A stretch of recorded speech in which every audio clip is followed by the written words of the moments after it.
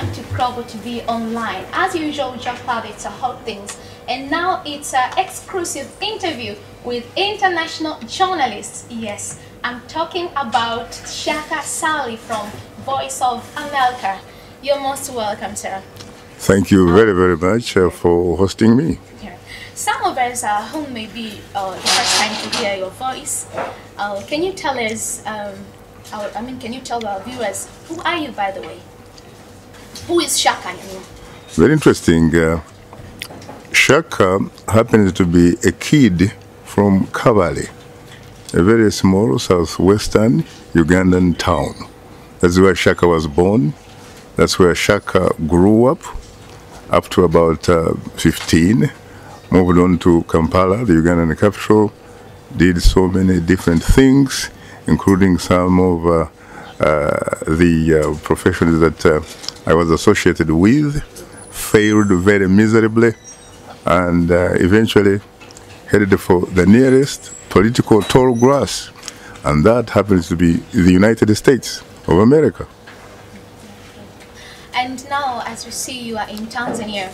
Why not Kenya? Why not Uganda or Zimbabwe? What are you doing here? You came for holiday or something else for business? Not really. The VOA management decided that Shaka should take Straight Talk Africa on the road in Africa. And we chose 3 different countries. We chose the Democratic Republic of the Congo. We chose the Republic of Namibia. And of course, the United Republic of Tanzania. And the project, in fact, was looking at what you would call the democratic transition in Africa. And so we're basically looking at some aspects of democracy in the countries that we have had an opportunity to visit. Thank you, Shaka. My question is based on patriotism. Today, patriotism has been a common phenomenon. We are, all of us asked to be patriotic. What does it mean to youngsters? I think it means that they have to believe in certain fundamental values, and that these values must be somewhat positive.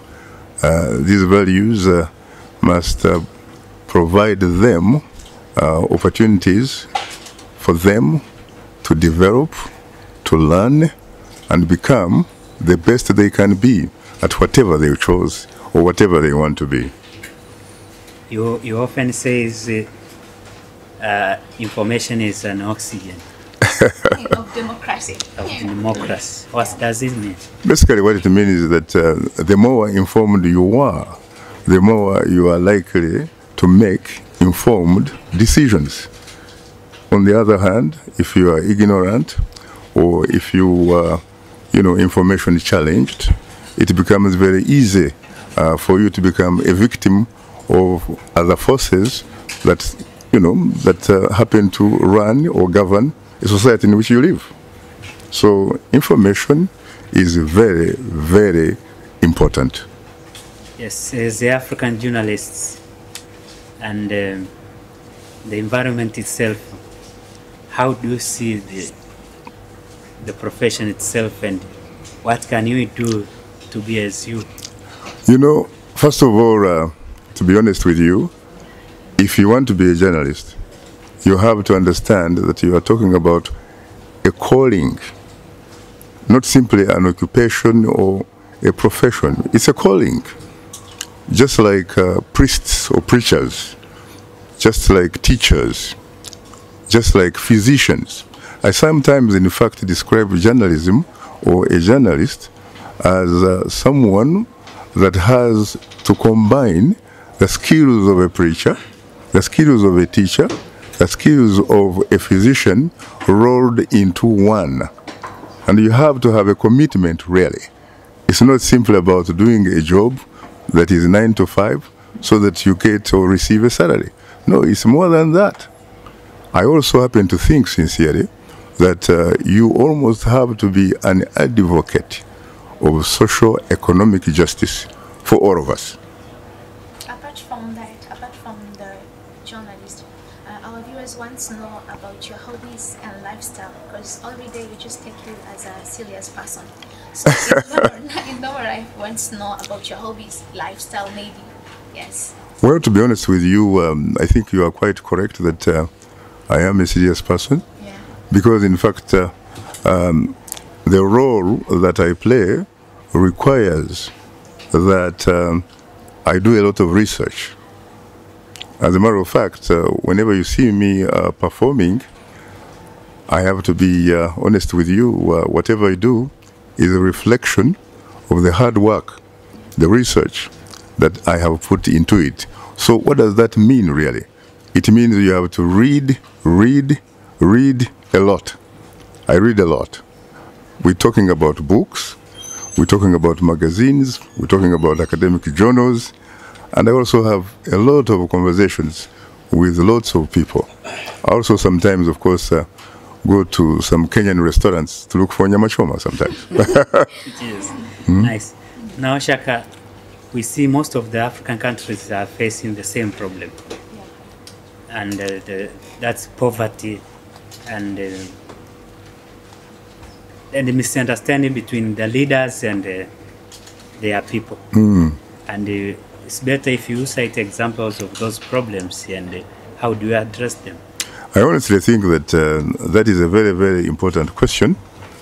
But I also have to say, frankly, that I have to say that if I answered that question, someone might think probably very differently from the way I answered it. So I basically say that that is a question that is above my pay grade.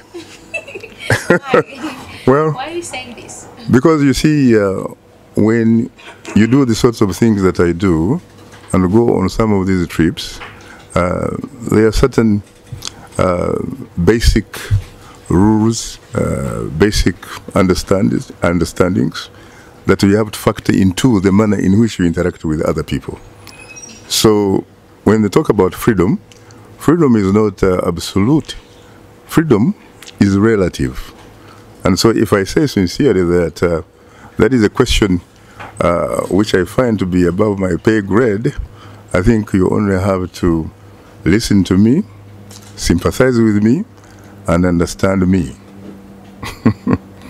That's nice.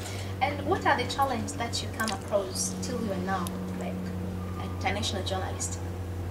Well, it depends, of course, where you are. But most of the time, of course, it is when you are in search of the truth, you have to understand that you run into a lot of roadblocks. And so you have to figure out a way sometimes how to negotiate around those roadblocks in order to accomplish your task.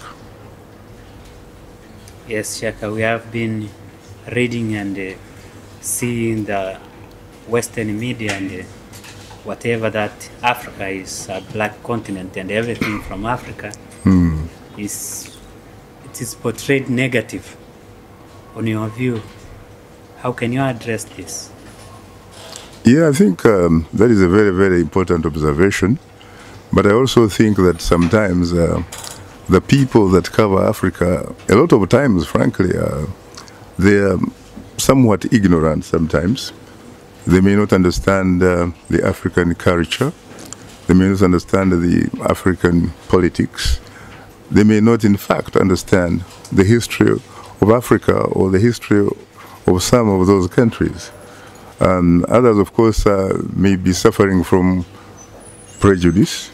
It may be that they have read some kind of literature that does not really add value when it comes to looking or observing things that happen on the African continent. So that means, frankly, that the challenge is to all of those of us who happen to have opportunities to have platforms that can, in fact, inform the audience, which means that you should be the people, for example, who should be in the front line of making sure that Africa is reported or Africa is seen as simply another part of the world where people live normal lives. Because this is not simply an African thing. Yes. I think it is a human thing. Sure. Because humanity is universal. Africans work very hard, just like other people do. Africans aspire to be the best that they can be at whatever they are basically interested in. And so I think it is up to you, or up to us for that matter, to make sure that we paint or we talk about things that reflect Africa in a positive light. Sure, we see you are interviewing the top leaders, most of them presidents. Mm-hmm. How many times this career has been in danger in your life? Well, there are places, of course, sometimes where I have been. I was in a country last year to be one of the moderators of presidential debates. Yes. Only to be told just about 5 hours from debate time that a certain incumbent president was not comfortable with a guy called Shaka Sali being one of the moderators. And so he actually wanted me off the panel. The organizers of the debate pleaded with him to say, okay, look, we have brought Shaka Sali all the way from Washington. He's been with us here. We do not see, frankly, how we can possibly ask him not to be part of the debate. So the compromise was, as I was told, that the president ordered or instructed them that I should not be, for example, the lead moderator, nor should I, in fact, ask him any question. Very sorry. Very interesting. Yes. Does it embarrassed you? I beg your pardon? Does it embarrassed you? It is very sad that it happened. I think that I, in fact, wanted to pull out of the debate, or moderating the debate. I consulted very widely, and there are people that were very sympathetic with me. But the organizers said that it wasn't really about Shaka, nor was it about that particular individual. It was about that country's democracy. And knowing what democracy is or is not, democracy is a process. It is neither an event nor an incident. So I felt like it probably, no matter how it looked like, it was probably an opportunity for me to contribute to the democratization process of that particular country. Yes. And so I decided to be a guy that looked at the bigger picture, or looked at the forest as opposed to the trees which are going to fall, so that I became what you would characterize as a team player. And that's what I did. Nice. Was I embarrassed or what have you? Not really. Very sad. Mm-hmm. On my side, I'm so proud of myself to have a set person like you, an international journalist. Really? You know, to be international journalist is not easy thing, you know, and it's not easy to reach there where you are right now. What's the difference between African journalists and American journalists? I think journalists are basically or essentially the same, really. It's just that sometimes the issues are probably the African journalists may not have as much access as to the training that a journalist needs in order to perform their duties. An African journalist might also not have probably unfettered access to the type of quality education that one needs in order to perform their duties. But on the other hand, given equal opportunities, I honestly think that the African journalist can be, you know, as good or as better or as, you know, as very professional as a journalist from anywhere on this planet Earth. So I don't think, frankly, that you should look at it as if you are really beginning from a disadvantage. Some of the disadvantages that you encounter can also be encountered by journalists from other parts of the continent. I think that what you should do is you should try as much as humanly possible to look for ways and means of making sure that you become the best that you can be. not just, an African journalist, but a journalist, period. Thank you. You're most welcome.